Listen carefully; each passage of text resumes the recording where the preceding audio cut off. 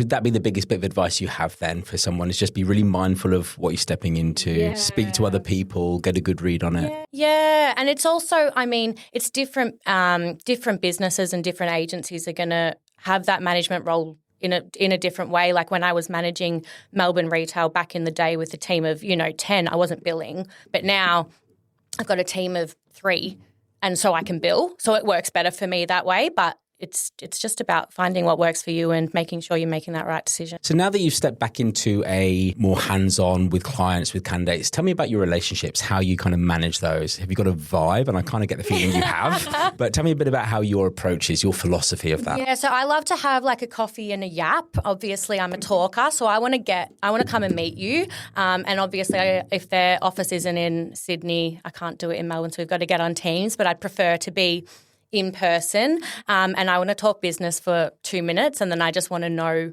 about the person I'm working with, and vice versa. Like, I really believe in abundance, and I think there's a lot of business out there, and I don't need the monopoly.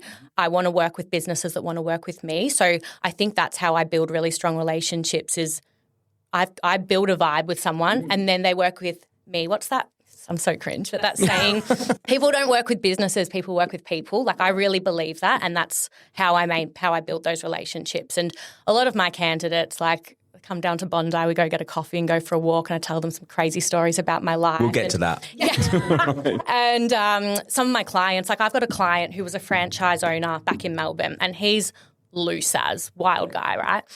He moved to Sydney to start up a franchise up here, called me and was like, I haven't worked with you in 3 years. Who can I work with that's up in Sydney? And I was like, you're in luck, Tomo, it's me. And we just got this amazing relationship. We met up in Bali, so I'm really about, the vibe, the person, and looking just beyond the business.